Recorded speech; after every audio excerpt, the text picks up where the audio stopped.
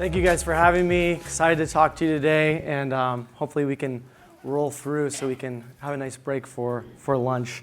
Appreciate everything, and this is going to be a good one. So today we're talking about the Cowboy Code, what B2B can learn from some consumer experience, and how do you think about writing for the brand in a trust deficit world.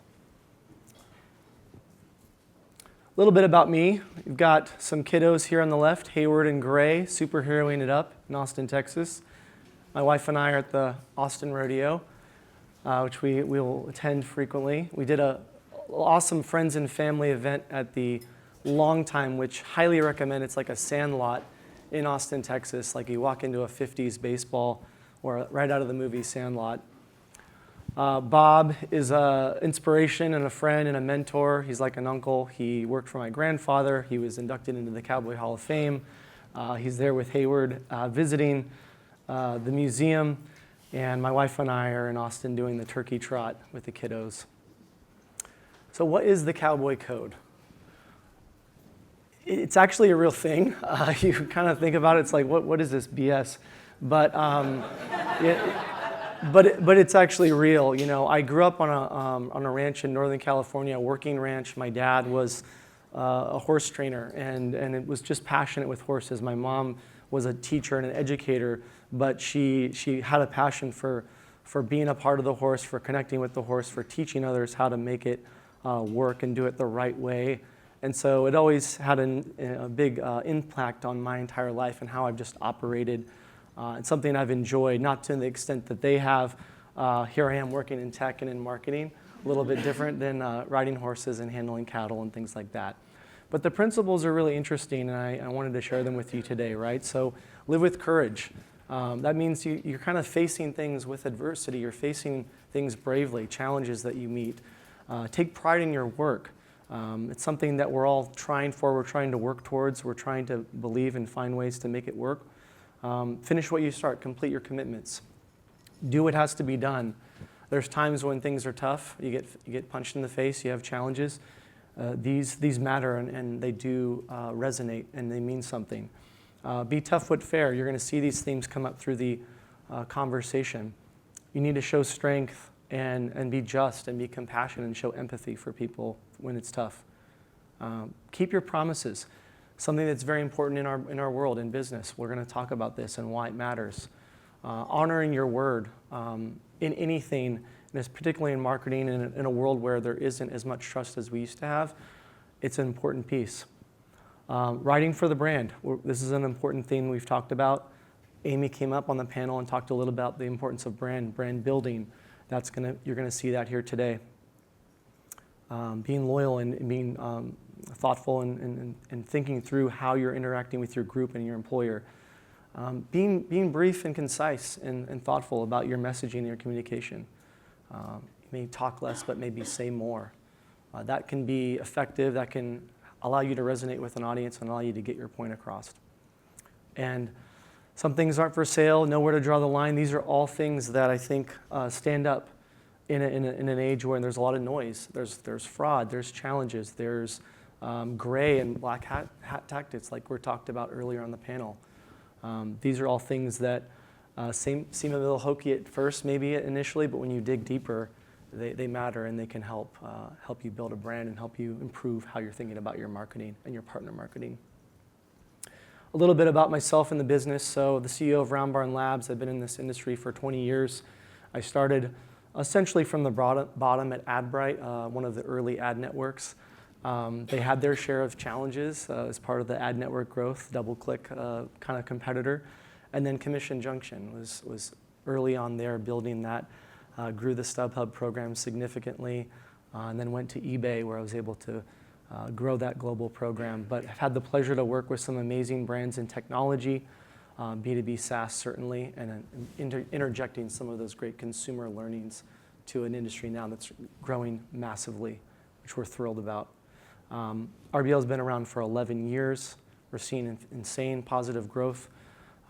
Some of that's due to the client, right? We're really polling folks. We're saying, hey, what is happening? What is working well? we're getting those scores right now on Q1 and Q2. We're at about a 9.5 out of 10 just in terms of their happiness level. Something we take very seriously, which is leading us to, on average, retain for 42 months. Learning, educating, teaching, educating my team, educating our clients, doing that through the podcast is something that I love doing. I enjoy it. Some of you out there may have been on the podcast. Some of you might be able to join in the future. It's been an absolute pleasure to build it and grow it over time. We're approaching our 100th episode. We broke into the top 10 in marketing. We broke through the top 50 in business. We surpassed Simon Sinek and Morning Brew in business, which is pretty cool because Simon Sinek knows what he's doing in some of his stuff. So, the team's obviously a major importance for us in terms of looking out for each other, enjoying spending time together, having a great time with our client in San Francisco, getting the In-N-Out Burger in Las Vegas with the team, meeting with a friend, an industry friend at a conference, doing Butler pitch and putt with the team. Investing in those relationships is obviously, as talked about earlier, we have data, we have AI, we have tech, all of that's flooding into our industry, but these partnerships, these relationships, connecting with each and every one of you, having that networking event we just did is critical, and it's part of this ecosystem very much still, and I think it's going to continue to be. So what can B2B learn from some of these consumer brands that have been doing this a little bit longer? B2B's exploded recently. It's still exploding. It's an exciting opportunity for everyone in this room. What do we draw from that? And the big thing, we've taken a look at data for years. We've thought through, we've seen examples. And one of the biggest things we're coming back to, shocker, Mike's not going to find this surprising, trust and authenticity. We came up with this ourselves independently. It wasn't just taking straight from Mike's deck, but we just came back to this, looked at outside individuals, we looked at publishers, we're talking to our brands, we're talking to our teammates, and this continues to come up as the need that we need to tap into. And fortunately, we're in a space that can answer the call. The problem is widely known. You guys understand that we live in an era where there isn't a lot of trust, right? We're going to talk about that, but we definitely live in a trust gap. This is a slide that you've probably seen some example of through the news, through the headlines. There's reasons why consumers are not as trusting as businesses as they used to be. It's no shock to anyone here in this room. And guess what? Affiliate, as Amy alluded to in her conversation, unfortunately has its checkered past as well. There's a lot of things that have gone on that don't necessarily elicit trust. We're not going to necessarily want to tell this to everyone and make this a huge deal, but it's real. We recognize these things have impacted the industry negatively historically. The trust gap is real across a number of things. CEO credibility, trust in businesses to do the right thing is extremely low. Trust in media, brands directly speaking to consumers is not what it used to be. It's not as effective as it used to be. It doesn't perform as well, just as Mike said. That trend line of costs going up and performance going down, that's all part of that. And in B2B, it's a real thing. And literally we're kind of overlapping in some of these themes, but we came to these things independently, right? There's a lot of distrust in business. A lot of B2B buyers do not believe vendor claims. Only 41% of Americans trust businesses to do the right thing. Sounds like the Cowboy Code a little bit. So how do we bridge this gap? Competence, doing right, getting it right is a big piece in actions. Is your word matching your action? Sounds like the Cowboy Code, right? But even more importantly, a lot of it is in just the sincerity of the actions. Do you intend, do you mean to do the right thing? Are you showing honesty? Do you really genuinely care about the person on the other side of the table, on the other side of the Zoom call, the person you're meeting with to try to make things better for your partners, for your team, for your clients, for the industry here? Are you being fair? Cowboy Code, right? So we can bridge this gap is the thought, right? We can take a little page from these this old hokey list and kind of turn it into something that can be meaningful and valuable. Living with courage, taking pride, finishing what you start, being tough but fair. A lot of those, scandals wouldn't have happened if these things were being followed, right? And you'll see them interjected into other pieces of this as well. And guess who's the buyers right now for B2B SaaS? Gen Z, not as much. They're growing, but millennials significantly. 71% are buying. So how are we reaching them? They're actually trusting the least out of this group, this cohort. They're the least trusting, and they're the ones making the decisions to buy the SaaS, to buy PartnerStack, to team up with folks in this room. There's some Gen Zs and millennials in this room, I know. So how are we bridging this gap? Fortunately, we're all kind of in this sort of together, right? We're wanting to tap into trusted third-party content. That's why we came here. That's what we're doing. It's what PartnerStack enables. That's what we work on. That's exciting. That's part of the opportunity with AI. It's part of the opportunity that many of the folks here talked about earlier today. A lot of the motions Mike talked about, right? Ads, cold calls, outbound, they're not exactly sparking joy in people, right? You're not like thrilled to download the latest white paper necessarily. Not exactly Cowboy Code material. Ads, cold calls. These are not things that are eliciting that genuine trust and authenticity. So again, B2C's had their opportunity. They've shown their ability to connect to great content, to show authenticity, and they still have their way to go, right?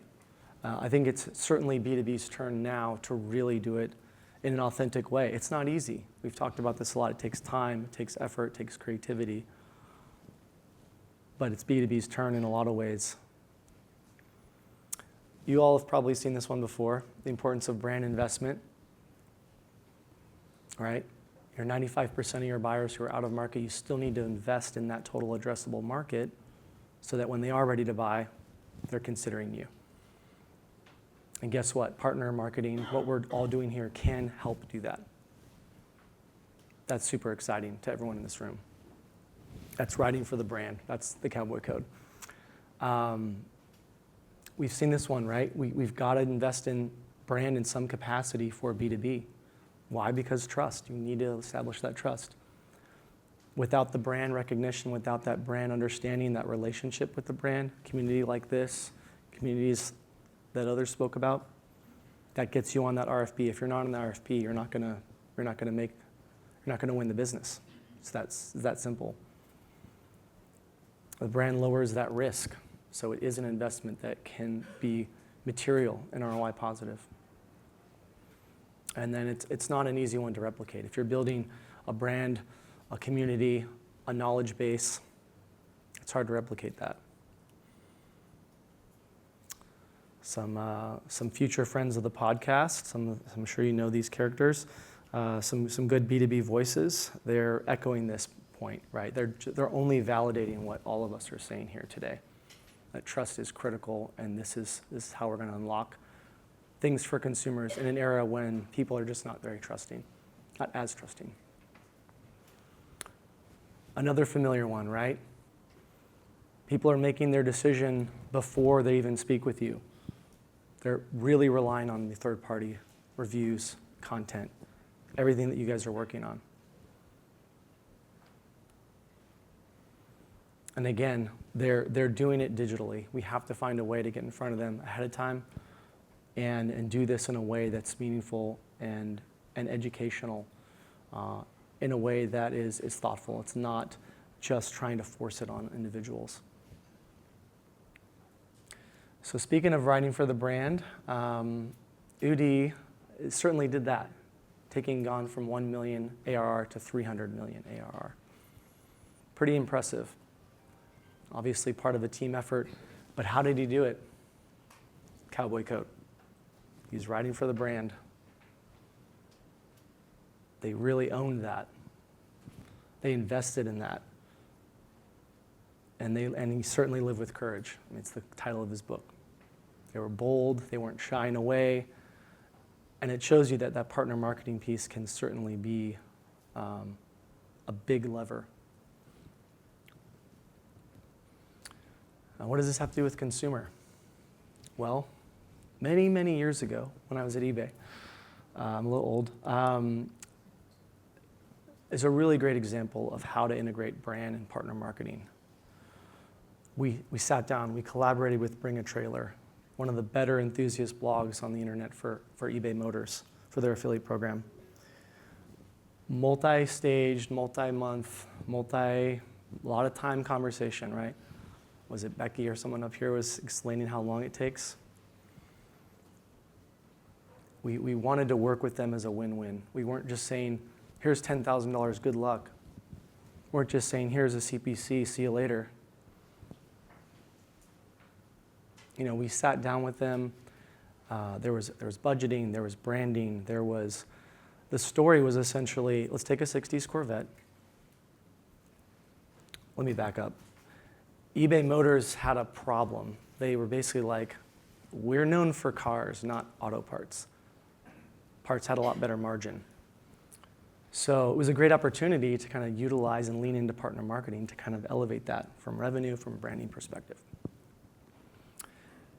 We did that. They basically said, we're taking a stripped down Corvette from nothing. This is the finished product, by the way. Should have switched those slides. Stripped it down from nothing, and we're going to enlist the support of the Bring a Trailer community to build the car from nothing with using eBay Motors parts. This is the original, or close to the original. So it drove over seven figures GMV, 20 original, thoughtful, well-branded content posts. The first post alone got 279 comments. So talk about, rewind. You think influencer and content was maybe a new thing, but back in 2010 or whenever this was, it was a big part of the strategy, and it was a big branded play, and it told a story, and it drove revenue and results. Zooming out, eBay Motors, the parts and accessories category, they went from about $2 billion in GMV in 2009 to about $3.8 billion in 2012. This was a big contributor to that, about a 72% increase. So definitely some results and excitement in leaning into the brand, riding for the brand. In B2B, we're doing that now. Engaging with Alvin the PM. He's got engaged, genuine followers. We're setting up videos on how Confluence can accelerate the team's project management work. Ideal for this type of audience. This is what we're working on at scale. This is what we're working on for a number of our partners. And it's taking a page from that story. It's taking a page from consumer. It's now obviously what's on the tip of everyone's tongue here in terms of content, leveraging answer engines, AI, and working with good creators in the right way. So we take that collaborative approach, we take that thoughtful approach to ensure that it's well set up and it's an investment in the brand and the performance. So performance, 81% increase in traffic, 46% increase in their North Star metric, and it's working. We're building on that. We're building that with lookalikes, building from this community and other creators like Alvin the PM.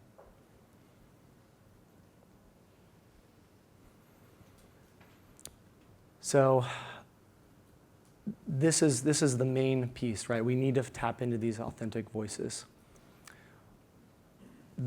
Doing that with the audience and creators is an important piece to kind of get your consumers excited, get the audience excited, get buyers excited. But the but will come later, sorry. The pillars of this, I think, are really exciting for us, right, in B2B. This is not an easy playbook, but this is a playbook that I think is directionally where we're wanting to go, right? Authentic communities of trust, actually looking at deep, detailed customer personas with the brands you're working with. How do we unlock what those users are looking for, those buyers are considering? What are their pain points? What are their ages? What are their communities? What are their geos? What type of competitor set we're looking at? This is an important piece because these communities can, as Mike said, they can live on Slack. They can live in person, live events like this. We need to be thoughtful and creative about that and not just go into the platform and pluck out the top 50 and hope for the best. YouTube, I always like to smile at this one because we do our fun little predictions every year. In December, we do our little newsletter, RBL Flywheel newsletter, for those who subscribe. Thank you. In December, I said YouTube's going to be the channel of 2025, and I think it was accurate.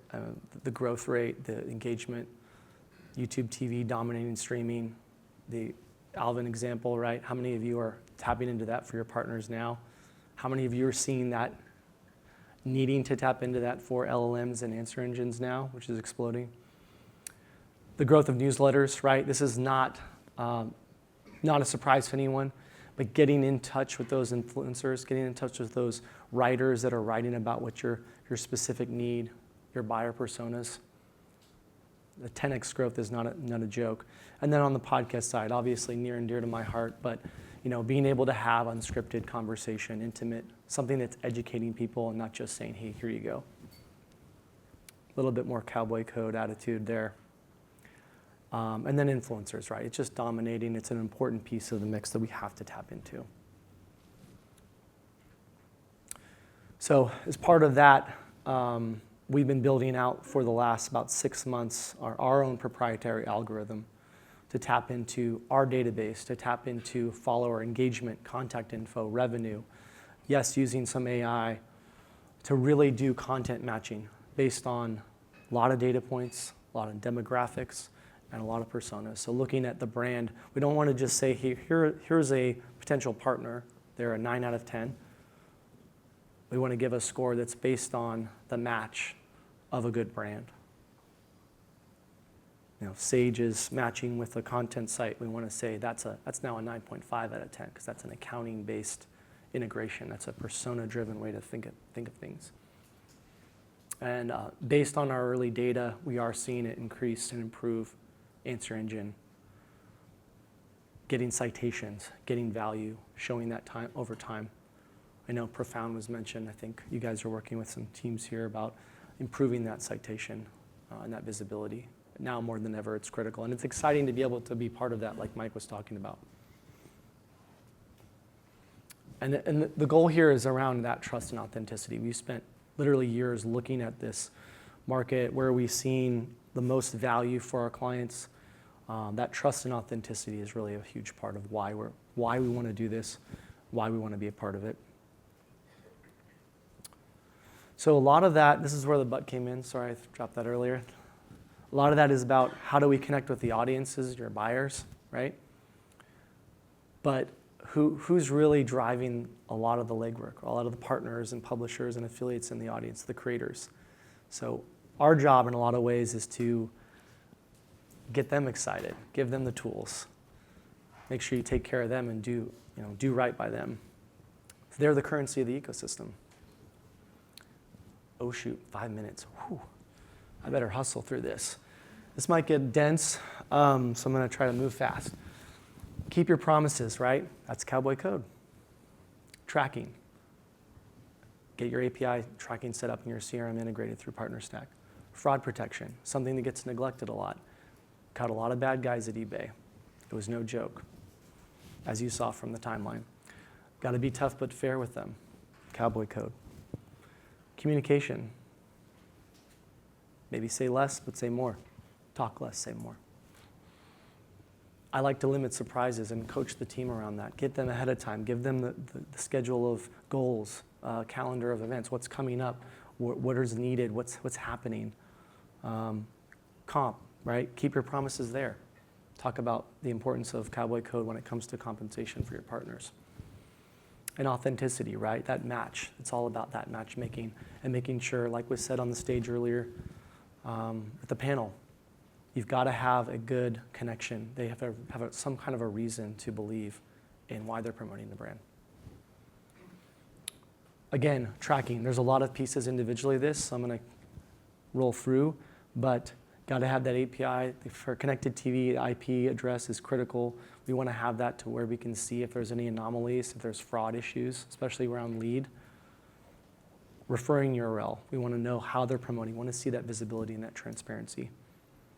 How many times has UTM parameters been needed as a backup when maybe tracking doesn't work or we have an issue? We want to triangulate all of that and do it the right way. Around fraud protection, we've got to look at the quality. We've got to look at IP. We've got to look at lead scrubbing. On communication, that time matters. Time can kill a deal. We all know this. Talk less, say more. Cowboy Code. Be proactive, get ahead of it. And then going back to the relationship piece, we're all here, we're all spending time, all this stuff matters on a human level. So how do we show them what we know them? How do we show them that we genuinely care? Just like we talked about at the very beginning, being competent is critical, but that genuine just empathy and thoughtfulness around how you're approaching it does actually matter in terms of growing and building that trust gap that we all unfortunately live in. Compensation. We've got to do it right. We've got to think long term. We've got to keep our promises. So, my dad, he was the inspiration for the Cowboy Code. Lost him in 2020, but we're keeping the excitement and the dream alive. That's me, cowboyed up, and playing the guitar. So I just challenge you guys today. Define what the Cowboy Code means to you. Define your code. Look at some of the principles of it. If you like them, use them. We're going to build trust one action at a time. You choose the people you associate wisely. Your team, your partners, the brands you work with, partner stat group here. And speak up and stand tall. I would challenge you. Pick a principle you like. Think of your own. Use it to your advantage. Bring it back to your team. Agree on one. Share it with those results and let's start building. So, wrapping it all up, the gap is real, right? We know that. It's not a huge shock. We see it everywhere, but I think together, building this the right way, we can build that gap. We can draw a bridge there and improve it. And the cool thing is, like, we're all doing the thing that's going to bridge the gap. We're all doing the thing. It's third-party trusted partners. Each and every one of us can do that. If we do it the right way, it's not easy, but we can. B2C's had their time. They're still doing their thing. They're still doing it. But B2B, it's time. The time is now for B2B. Time is now for everybody in this room. And if you're building trust with the partners, the ones that are doing the work, the publishers, the affiliates, the creators, that's going to really make the magic happen. They're the ones that are promoting the brands. They're the ones that are ultimately the currency of the ecosystem. And I hope that the Cowboy Code can help you out a little bit with that. Thank you.